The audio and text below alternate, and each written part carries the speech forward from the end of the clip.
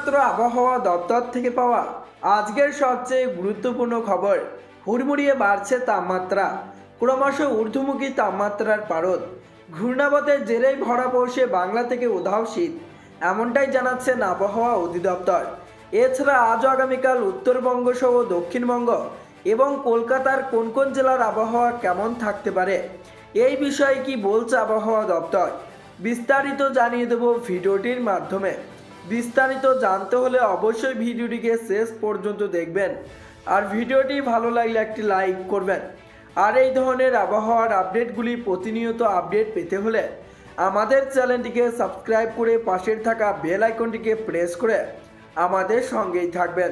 তো চলুন এক নজরে দেখে নিই।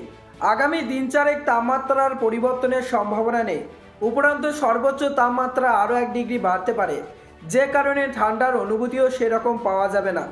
অন্যদিকে ইংরেজি নববর্ষেও ক্রিসমাসের মতো আবহাওয়া থাকবে।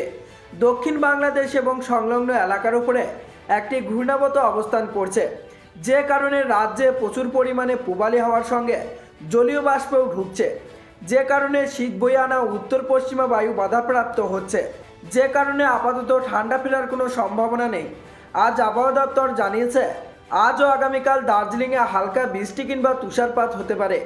দার্জিলিংয়ে হালকা বৃষ্টি হতে পারে। এছাড়া উত্তরবঙ্গের সব জেলার আবহাওয়া শূন্য থাকবে।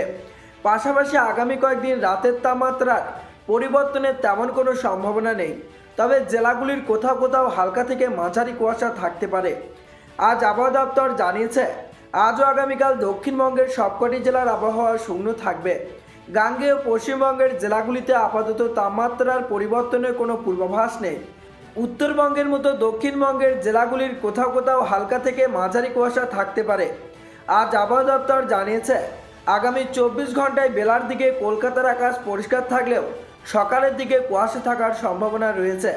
সর্বোচ্চ ও সর্বনিম্ন তাপমাত্রা থাকতে পারে যথাক্রমে 26 ও 17 ডিগ্রি সেলসিয়াসের আশেপাশে। তো বন্ধুরা, এই ছিল আবহাওয়া দপ্তর থেকে পাওয়া লেটেস্ট আপডেট। তো আজকে এখানেই বিদায় নিচ্ছি, আবারও দেখা হচ্ছে পরবর্তী কোনো লেটেস্ট আপডেটের সাথে।